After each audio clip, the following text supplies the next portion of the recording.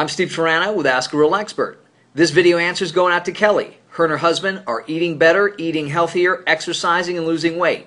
She's got 3 questions. Her first question is, can I lose fat from a specific part of my body?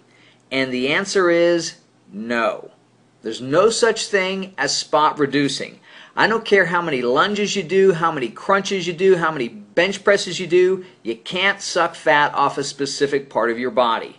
Remember, fat is sort of like blood. There's no such thing as finger blood or leg blood. Blood goes everywhere. Same thing with fat, believe it or not. So when you create a calorie deficit, your body pulls fat from your entire body, whether it's from your face, your hands, your arms, your legs, your stomach, your rear end. So you can't spot reduce. And typically people see the greatest amount of changes in areas where they don't have a lot of fat. Their face, their neck, and usually they see the least amount of changes in the areas where they store a lot of fat. Women store it on their legs and their hips and butts. Guys store it around their stomachs. Second question is, you want to use a trampoline for exercise. I'd be using it for something else, because it's not really that good for exercise, because you're kind of bouncing up and down. I mean, it would be better just to go outside and walk and jog. The impact of jogging would tone your legs much more than a trampoline. I'm sure it's fun, and if you want to incorporate that in, but I would not think of it as weight training or weight loss. Again, when we get too creative with our workouts, they become less effective. It's diet, plain and simple, easy cardio, walking, jogging, running, Stairmaster, elliptical if you like that, and then simple, basic, easy weight training. It's the 3. They're not fun, but they do work magic if you do them consistently enough. Now your third question is about liposuction.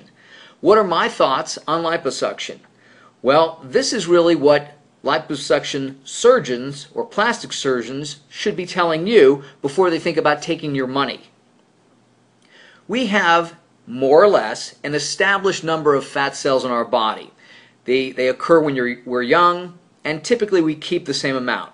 Now, we can make those fat cells smaller, and they can even disappear if we diet well enough. And if we eat too much, those fat cells can even replicate and become bigger or duplicate and split into 2. But here's what you have to remember, and let me give you an analogy. Let's say you had a table. It was a big table. And on that table, you spread out a bunch of books. Because the table is relatively big, your thickness of books would be relatively thin, because the books could be spread out all over a big table. Now, if you made that table smaller, but you had the same amount of books, the thickness of the books would then get greater, because the table to spread them out over was smaller. And that's the way fat cells work with liposuction. If you have liposuction and you don't decrease your calorie intake, now you have fewer fat cells to spread those calories over.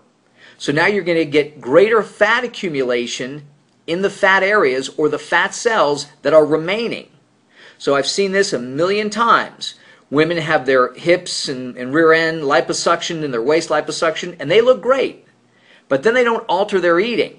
Now pretty soon they end up having a fatter face, or they end up getting fat on their backs and things like that, because there's less fat cells in the legs to store those additional calories. So these are things you have to be aware of. If you're going to have liposuction, you're going to have to decrease or change your eating habits, because those additional calories that are unused will then be stored in those areas that have the remaining fat cells, and those areas can become even fatter and look even stranger. Here's what I would do. I would get down to my ideal weight, whatever that was, or whatever you want to call it, your ideal conditioning. And then I would try to maintain that for 3 to 6 months and find out how much effort it took. If you're talking about bodybuilding contest shape, you can't maintain that for 3 to 6 months. It's too hard. Too much eating, nothing, and too much cardio. But if you pick a weight, whatever that is, and a conditioning, and you say, you know, I can live with this. You know, I can fluctuate a little bit, but I can stay right around that weight with this amount of effort and this diet. If you can do that for 6 months, then I would say, go ahead and get the liposuction.